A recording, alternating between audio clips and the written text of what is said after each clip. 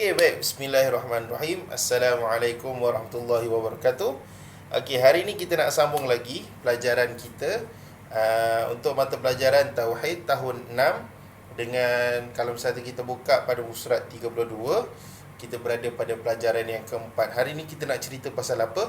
Kita nak cerita pasal benda-benda mistik, hantu. Kita nak cerita pasal kalau burung gagak bunyi, kenapa? Kalau kucing lintas atas mayat, boleh tak mayat tu bangun? Ada tak benda-benda macam ni? Kalau misalnya kata anak dara nyanyi dekat dapur, nanti dapat suami orang tua. Duduk dekat tangga, nanti tak ada orang masuk minang. Boleh tak benda-benda ni, Ustaz? Kita percaya benda-benda ni? Baik. Ini dinamakan apa? Dalam Islam, kita ada satu kaedah ilmu namanya syirik dan juga khurafat. Apa itu syirik? Apa itu khurafat? Syirik lain, khurafat lain. Okay. Syirik ni apa? Syirik ni ialah meyakini adanya Tuhan selain Allah. Yakin adanya Tuhan selain Allah. Percaya dengan Allah, tapi percaya juga ada Tuhan selain Allah. Atau meyakini adanya suatu kuasa lain yang menyaingi Allah. Ada dua takrifan. Satu, yakin Allah ada, tapi adanya Tuhan lain. Macam tu. Itu syirik. Satu lagi, percaya ada kuasa, tapi percaya kuasa lain. Contoh, Ustaz, saya demam, Ustaz. Dah seminggu dah, Ustaz, saya demam. Saya pergi jumpa doktor, doktor kata tak ada apa-apa. Saya jumpa ustaz yang perubatan. Dia tak boleh buat apa-apa, Ustaz. Tapi Ustaz, saya pergi dekat seorang bomoh ni, Ustaz. Bomoh ni, Ustaz, dia boleh sembuhkan saya. Dia yakin dengan bomoh tu. Maksudnya dia tak percaya dengan kuasa Allah. Dia percaya dengan kuasa yang bomoh. Maksudnya dia percaya bomoh tu boleh menyembuhkan dia. Yang ni perkara syirik. Dia menduakan Allah. Dia percaya macam tu. Jadi syirik ni kita kena hati-hati. Sebab apa? Syirik ni dia ada dua. Satu syirik khafi, satu lagi syirik jali. Syirik khafi secara tak sengaja, secara halus, bukan secara terang-terangan.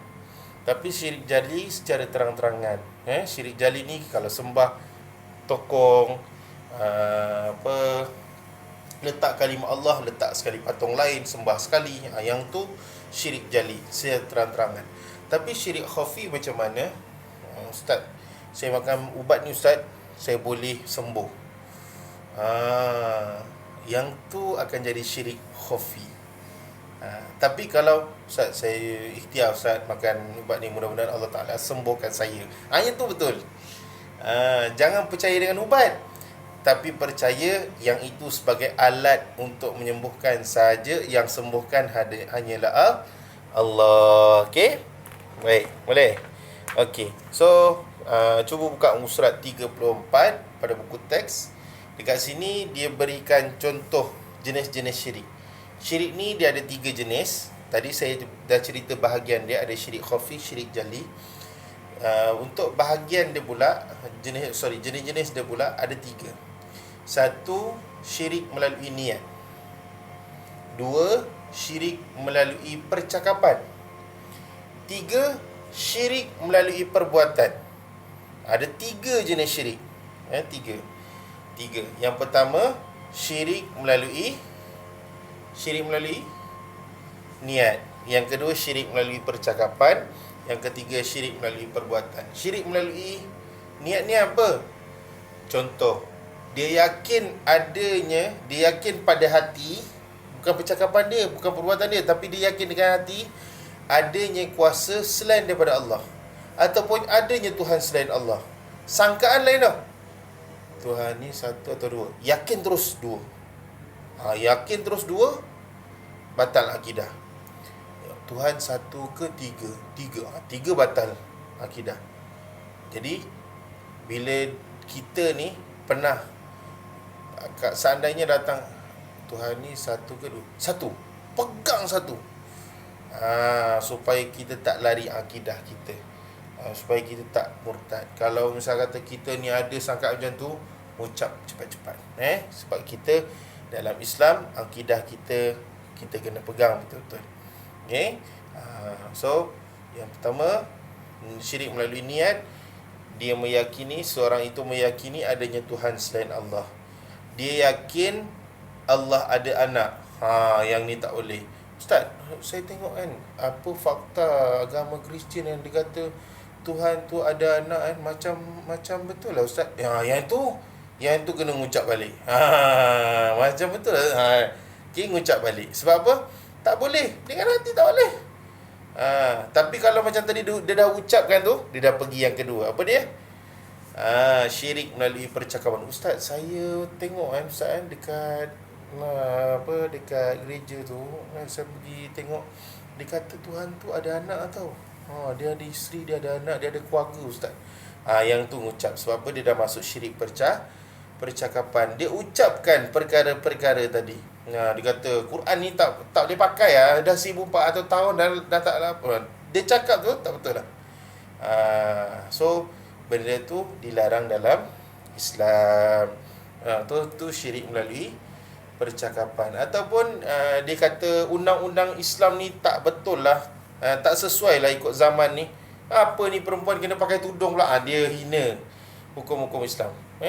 Yang ini tak boleh. Yang ini mencela hukum-hukum dalam Islam, dikira syirik melalui percakapan. Kemudian yang ketiga, syirik melalui perbuatan. Sembah pokok ke, sembah busut ke, tilik nasib ke, yang ni, main sport toto ke, beratur tiket murah RM2 je. Yang ni tak boleh. Okey. Syirik melalui perbuatan. Okey, itu jenis-jenis dia. Tadi bahagian ada dua kan, syirik khafi dengan syirik jali. Senang sangat kita nak masuk dalam syirik ni. Sebab apa? Sebab benda tu kadang-kadang lalu, kadang-kadang kita tercakap. Sebab tu pentingnya kita selalu mengucapkan syahadah. Pentingnya dalam solat, kalau misal kata dalam sehari ada 9 kali kita akan syahadah. Bila? Sekali waktu subuh, tahiyat akhir. 2 kali waktu zuhur, tahiyat awal, tahiyat akhir. 2 kali waktu asar, tahiyat awal, tahiyat akhir. 2 kali waktu maghrib, tahiyat awal, tahiyat akhir. Dan 2 kali waktu isyak, tahiyat awal, tahiyat akhir. 9 kali kita akan syahadah. Dipegang baik-baik syahadah ini. Mengucap balik, pegang betul-betul. Lam yalid wa lam yulad. Tidak, Allah Ta'ala tu tidak beranak dan tidak diperanakkan. Maksudnya Allah Ta'ala bukan dilahirkan dan Allah Ta'ala tak ada anak. Pegang baik-baik supaya kita tak terjatuh di lembah syirik. Okey, baik. Kita tengok pula perkara khurafat. Siapa ada buku teks, buka buku teks. Muka surat 36. Khurafat ni apa?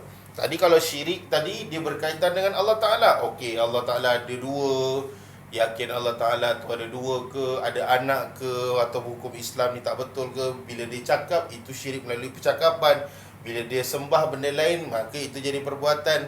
Bila dia pijak Al-Quran, itu jadi perbuatan. Tapi kalau misalnya kata dia yakin dengan hati saja, itu syirik melalui hati. Tapi khurafat ni apa? Khurafat ni ialah kepercayaan dan amalan karut-marut yang boleh membatalkan iman. Kepercayaan dan amalan yang karut-marut yang boleh membatalkan iman. Sebagai contoh, dulu so ada pergi kenduri kahwin. Nak jadikan cerita kenduri kahwin tu, kira kawan lah, kawan rapat. Bila ustaz pergi tu, adalah orang tua. Waktu tu nak hujan tau, baru mula gerimis. Tahu tak apa yang orang tua perempuan minta? Dia minta seluar dalam lelaki, pengantin lelaki, dengan baju dalam pengantin perempuan. Buat apa? Campak atas bumbung. Saya cakap dengan pengantin lelaki, kau bagi buat apa? Mana ada minta campak buat apa? Nak tahu? Supaya hujan tak turun. Kan karut. Apa kaitan seluar dalam dengan baju dalam dengan hujan? Ini kepercayaan karut-marut ni namanya khurafat. So benda khurafat ni adalah dilarang dalam Islam. Kerana apa? dia mempunyai unsur kesyirikan. Kita bukan minta dengan baju dalam, kita minta dengan Allah. Bila hujan, Allahumma sayyiban nafi'a, kan ada doanya, kita minta supaya hujan yang turun itu memberi manfaat, bukan hujan yang menurunkan bala. Baru betul. Ini dia pula pergi lontar tu. Kadang-kadang percaya kalau misalnya ada kucing lintas atas jenazah, nanti jenazah tu bangun. Betul ke Ustaz? Kalau tanya saya, baguslah. Kalau mak kita mati, senang. Mak kita meninggal, ambil kucing, oyen, oyen minta oyen, biar mama bangun balik. Senang. Kan? Tapi itu perkara khurafat. Kepercayaan itu adalah kepercayaan khurafat. Tak boleh. Tak boleh macam tu. Okey, baik. Hukum khurafat, hukum syirik ni adalah haram. Jadi kalau misalnya kata kita ni kita ni ada nampak dengar sesuatu perkara yang khurafat, yang haram, jadi tak boleh kita ikut. Okey, cuma Ustaz nak tambah yang berkenaan dengan sebelum ni, berkenaan dengan sihir. Sihir ni pernah terjadi tak? Pernah. Pada siapa? Pada Nabi SAW pun pernah berlaku. Kerana apa? Nabi pernah kena sihir sampai rambut Nabi beruban. Nabi terasa sangat berat sakitnya. Jadi apa jadi? Allah Ta'ala utuskan 2 orang malaikat untuk ajar Nabi macam mana untuk atasi sihir. Kalau kita tengok pada surah Al-Falaq dengan surah An-Nas. Surah Al-Falaq berapa ayat? Qul a'udzu birabbil falaq min syarri ma khalaq wa min syarri ghasiqin idza waqab wa min syarri naffasati fil 'uqad wa min syarri hasidin idza hasad. Surah An-Nas berapa? Surah An-Nas, Qul a'udzu birabbin nas, malikin nas, ilahin nas, min syarril waswasil khannas, alladhi yuwaswisu fi sudurin nas, minal jinnati wan nas. 6. Okey, campur dulu ada berapa? 11. Untuk pengetahuan adik-adik, Nabi SAW kena sihir, yang mana dibuat satu patung bentuk orang tu, bentuk orang, dan diikat pada batu, dan batu tu dicampak dalam satu telaga, perigi. Benda tu berada kat dalam. Jadi sahabat Nabi, Nabi arahkan supaya ambil benda tu dekat dalam sebuah perigi. Sahabat-sahabat pun tak tahu, pergi. Bila pergi ambil, sahabat terkejut adanya ikatan pada patung tu. Voodoo. Sekarang apa? Voodoo. Voodoo. VOODO. Patung tu ada berapa ikatan? 11 ikatan. Nabi buat apa?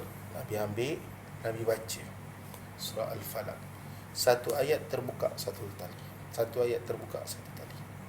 Ini sihir. Sihir ini adalah perkara, kalau kita percaya benda tahyul macam ni, dia adalah khurafat yang membawa kepada syirik. Ni sihir. So hati-hati. Sebab apa? Sihir ni adalah perjanjian dengan syaitan. Bila benda tu tak jadi, tak berjaya seperti yang dijanji, maka akan berlaku perlanggaran janji antara 2 makhluk, iaitu antara manusia dengan jin tadi. Itu yang jadi tak betul. Okey, saya rasa kakak ibu ni pun ada orang call dah ni. Jadi saya minta diri dulu. InsyaAllah saya akan buat satu video lagi untuk adik-adik belajar berkenaan dengan lepas ni kita akan bagi fiqh pula. Okey, InsyaAllah. Okey, kita jumpa akan datang. Assalamualaikum warahmatullahi wabarakatuh.